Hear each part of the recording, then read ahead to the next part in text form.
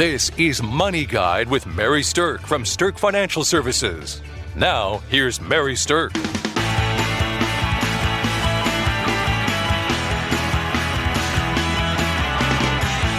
Welcome to Money Guide with Mary Sterk, and today we are talking about what the rich people know. Kind of a fun topic. With me today, I have certified financial planner Kelsey Banky. Hello. And we are going to talk about some of the things that rich people know that many people wish they knew. You would think that there is some like super crazy secret that's in the wealthy people club, but the truth is most of it is basic information that they have applied and that they have executed for many, many years. Absolutely. They've taken this information that everybody can do. They've just had the discipline to do it. Right. So I want to talk a little bit about the word rich because I think that's kind of a funny term. So everybody's definition of a rich person is different. There's no standard definition of like you have to have this much money to be considered rich, right? But almost everybody's definition of rich means that they think rich people have more money than them. Absolutely. So no matter how much you have, your definition of rich is usually more than your own. So most people don't consider themselves to be rich, even though some people who have a lot of money would be considered rich by other people who have less money. Absolutely. I'll never forget my kiddo got into a vehicle of somebody and they had the DVD player in the roof, Yep. It's just a minivan with a DVD player. Mom, they're rich. They got a TV in their car. That's so awesome. It's all relative. There you go. That's exactly my point. Even your youngster has figured out the definition of riches on a sliding scale. All right, but here's what people who have accumulated wealth and in the absence of having been born with it or necessarily inherited it or won the lottery or something like that, what people who have accumulated wealth know is that starting early makes a difference. So you've heard that saying, the early bird catches the worm. I think that's kind of true when it comes to wealth accumulation. Absolutely. The earlier you can put a focus on savings and the earlier you can make that a priority in your life, not only do you have more years to do it, but you also can have the power of compound savings and compound interest working for you. Now, compound interest doesn't sound too exciting when you're talking about smaller dollars at the beginning, but those dollars that you invested at the beginning of your savings journey are going to be some of the most valuable dollars that you ever have because they have so much time to grow and multiply that they can oftentimes double and triple and quadruple and keep doing that many, many times throughout the course of your life. So starting early absolutely matters. Yes. So those people that go out and get their first jobs and their first jobs say, hey, we have a retirement plan. Please take advantage of that. Yes, definitely. Please do it. I talk to people all the time and I tell them, I promise it'll be worth it. Just do it. All right, so I'm going to tell you some math that I think is kind of interesting on this, and this illustrates the importance of starting early. If you invested $10,000 and you left it to grow for 40 years, assuming an average return of 8%, you would end up with over $217,000.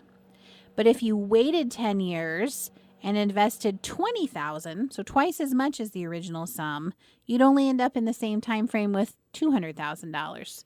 So it would take more to make less. So the time in the market, the time to compound really becomes a good friend when you're thinking about accumulating wealth. And that is what self-made wealthy people have learned is they start early. So whatever your situation is, saving and investing money today is better than waiting until tomorrow. So start now. Yep. Don't wait 10 years. Definitely not. Okay. So let's talk a little bit about investing then. So non-wealthy people tend to think that you get wealthy by finding a hot stock or one hot investment or something like that. And the truth is that wealthy people know that steady Eddie investing, contributing to things that are good quality investments, and again, that have time to compound, really is the name of the game. Consistency. Yeah, it's not jumping in and out of things with, the change of the wind. It's finding good stuff, sticking with it, and regularly contributing.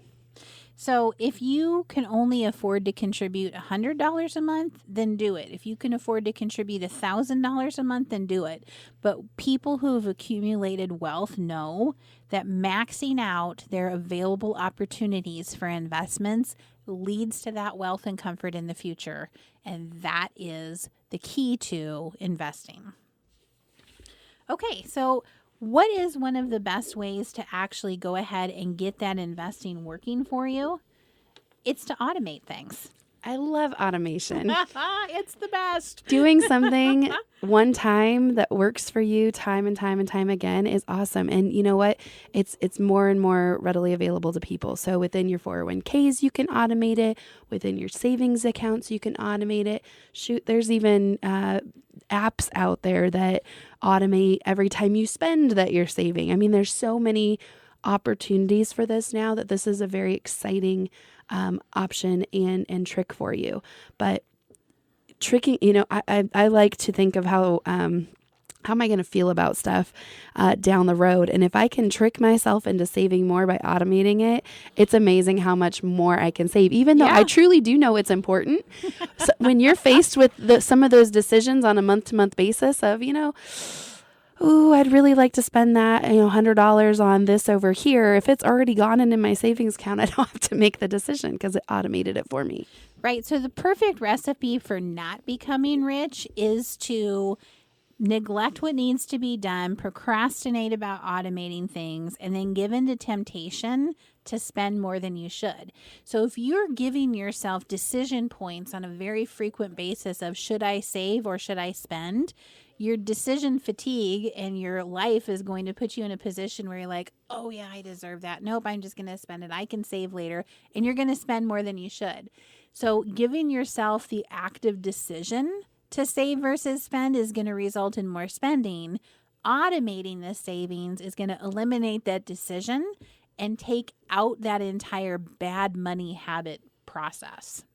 So your rich future self will thank you if you automate some of your savings. Some of the most fun apps for savings are kind of quirky that are out there. Like you can set it up to say, well, if I, swipe my credit card at a certain place, like let's say I go to Starbucks and buy a coffee, then I'm automatically going to save $4 into my investment account or $5 into my savings account.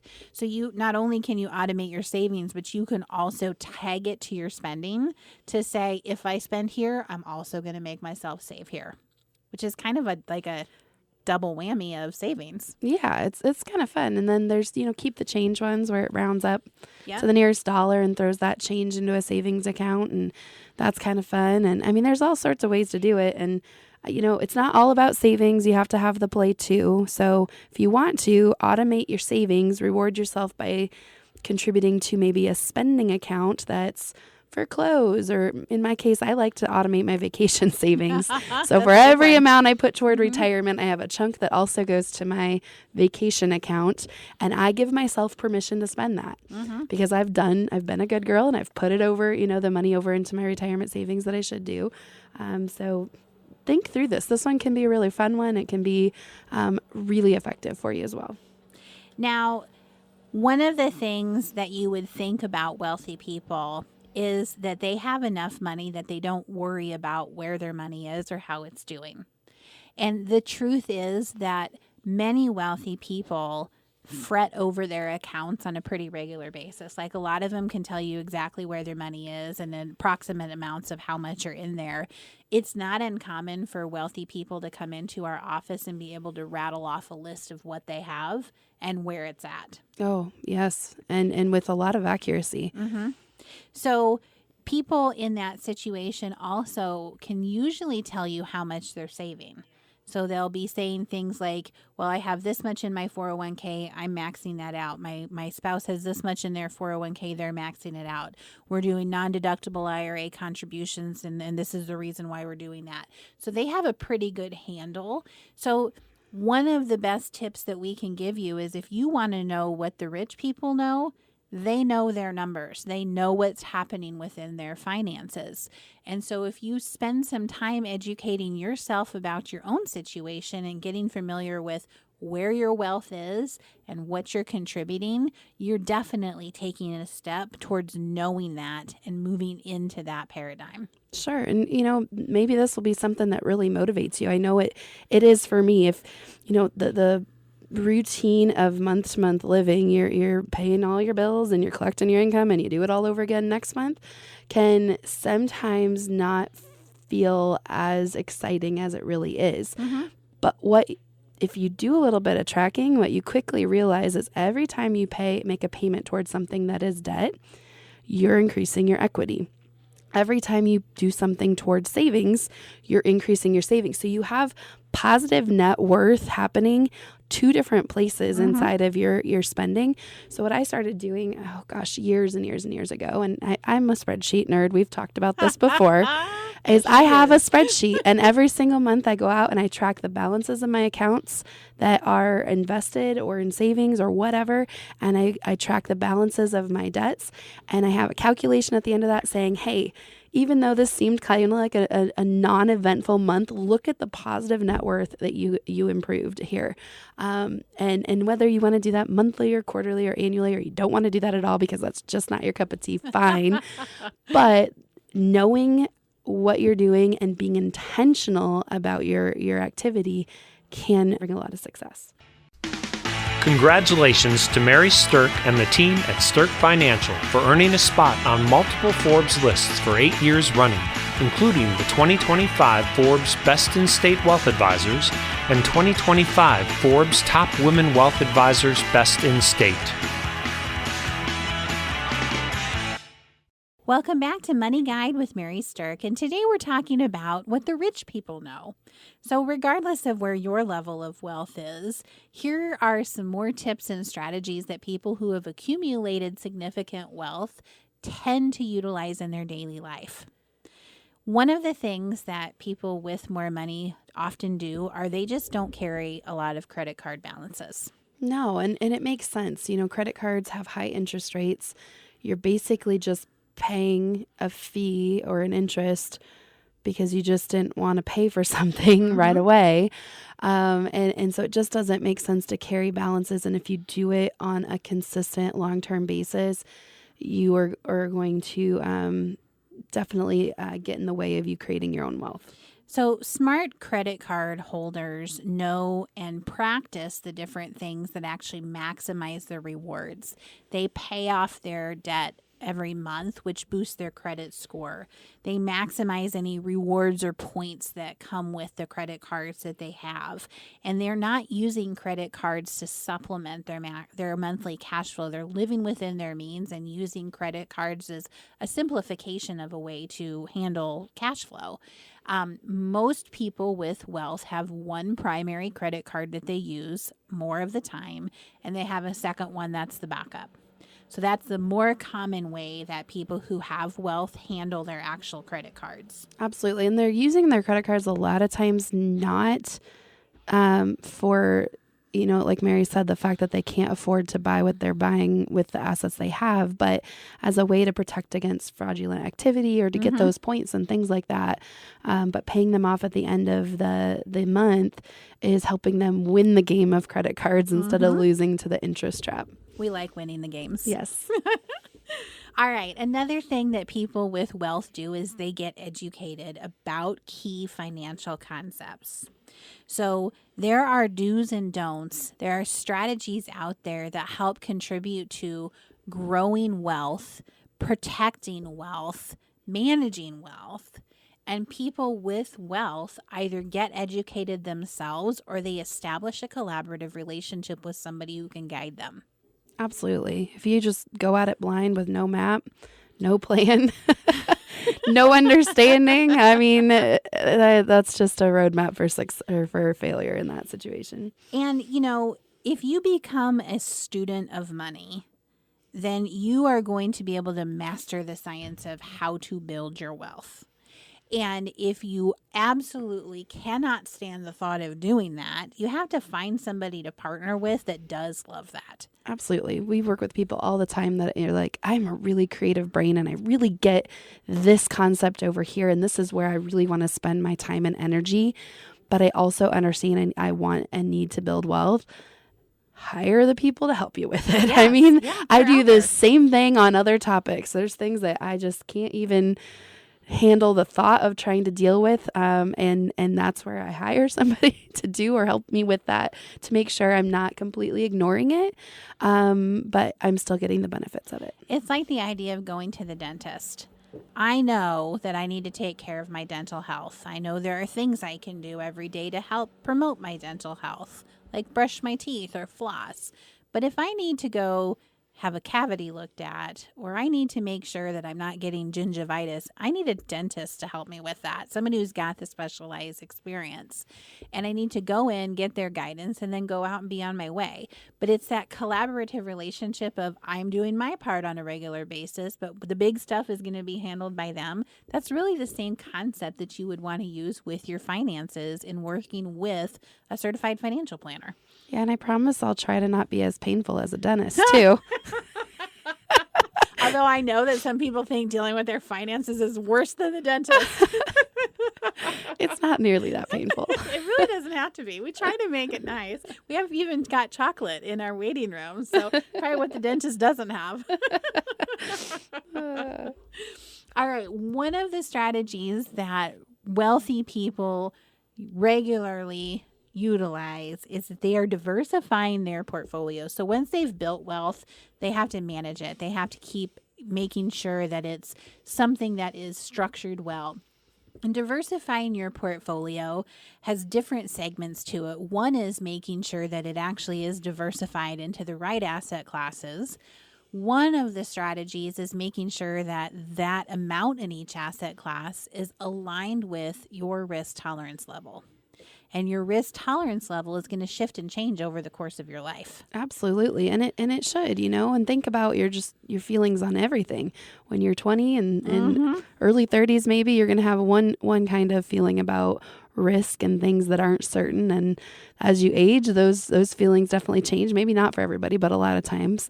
And it's important to understand how that's changing, when that's changing, and what should you do about it. Right. And successful investors don't keep all their eggs in one basket. They are generally diversified, not just in traditional financial investments like stocks or bonds or funds or ETFs. They tend to often diversify against other things too, like alternatives or even real estate or business ownership or things like that. So diversifying your portfolio and being able to create growth from multiple sources of like wealth that you've built really can help you protect yourself. Why do you diversify? Because if something blows up, hopefully the rest of what you have didn't blow up. So one thing might go down, but the rest of them might be holding steady. And that's why we don't want to put all your eggs in one basket. So diversification really matters. Now, the other thing that wealthy investors do is that they spot check their performance. So spot checking performance means that either they are doing it or they have hired somebody to regularly check into whether or not what they're investing in is actually an above average investment or if it's below average. Absolutely. Getting a gut check and a look at where things at. If you never look, you might stay in something that's awful for a long time. Mm-hmm. Or you might find out, hey, I'm doing these things right, but there's a few tweaks I need to make. And identifying that, you do that with everything else. You do that in your own jobs. Why not also do that with your finances? So we are offering a free portfolio analysis to listeners of this show. You can reach out and contact us. Use the code INVEST100. Again, INVEST100. Typically, we charge a fee to do a portfolio analysis, but with that code, we'll do it one time with no charge. And we'll help you understand how to see what is above average and what is not above average. And if it's not above average, we'll educate you on how to make adjustments without creating an undue tax burden and with keeping your risk levels in mind. But what I can say is that investments are cyclical. They shift and change over time. And what was good 10 years ago might not still be good. And if you haven't looked at it since then, you are making a mistake that rich people tend not to make. Yeah, it's important to have a good process around that and to make sure you're using the right measuring stick for determining, what's above average and below average. So I encourage you to take advantage of that offer. Right. Now, the last thing that I would want to say about what the rich people know is that there's a unusual large amount of people who have significant wealth that still live like they are poor. It's kind of interesting. It really is. It's very, very interesting. Very, people, they are very unassuming sometimes on how much wealth they have. But I can tell you, every single rich person, if they've built their own wealth, they have not done it by spending more than they make. Right. So if you think about it, of course that makes sense. So maybe they're not living like they're poor, but they are definitely not living up to what they're bringing in. They are spending less than that. There was even a book written a number of years ago called The Millionaire Next Door, and it was talking about, and I think this is even more true in the Midwest where we're located, that people tend to be like this, but people don't necessarily always flash their wealth around, especially the older generation. Mm-hmm. They tend to live as if they're still a little worried that another Great Depression might happen. Absolutely. They tend to live with a lot of privacy. They don't want people to know that they've accumulated wealth. I think some of it's because they don't want people to come ask them to share it. Could be. But there's always been kind of an unspoken, we don't brag. We don't tell people about the fact that we've become wealthy over time. It's been a taboo subject. Mm-hmm. And so that is one of the strategies that some wealthy people do deploy, is that they're pretty private about it. Yeah. Really, really, really interesting. That one I find just fascinating, and I've encountered so many people like this that you are talking to them and just in the coffee shop, and they're the guy down the street, and pretty soon you find out there's a whole lot more there than what you realized, and It's really kind of cool. Their humble habits have helped them accumulate great wealth. Mm-hmm. All right. Well, we hope that this has given you some good insight into what the rich people know as you make your own journey towards accumulating wealth. So thanks for listening to Money Guide with Mary Sterk. Sterk Financial Services celebrated 20 years in 2024. The views expressed are not necessarily the opinion of your audio provider and should not be construed directly or indirectly as an offer to buy or sell any securities or services mentioned herein. Investing is subject to risks, including loss of principal invested. Past performance is not a guarantee of future results. No strategy can ensure a profit nor protect against loss. Please note that individual situations can vary. Therefore, the information should only be relied upon when coordinated with individual professional advice. Securities and investment advisory services offered through Osaic Wealth, Inc., member FINRA, SIPC. Insurance offered through Sterk Financial Services, which is not affiliated with Osaic Wealth. Osaic Wealth is separately owned, and other entities and/or marketing names, products, or services referenced here are independent of Osaic Wealth. The rankings for the Forbes Best in State Wealth Advisors list by Shook Research is based on due diligence meetings to evaluate each advisor qualitatively, a major component of a ranking algorithm that includes client retention, industry experience, review of compliance records, firm nominations, and quantitative criteria, including assets under management and review generated for their firms. The Forbes ranking of America's top women wealth advisors is based on an algorithm of qualitative and quantitative data, rating thousands of wealth advisors with a minimum of 7 years of experience and weighing factors like revenue trends, assets under management, compliance records, industry experience, and best practices learned through telephone and in-person interviews. There is no fee in exchange for rankings. Forbes is a trademark of Forbes Media LLC. All rights reserved. rankings, and recognition from Forbes, Shook Research are no guarantee of future investment success and do not ensure that a current or prospective client will experience a higher level of performance results, and such rankings should not be construed as an endorsement of the advisor.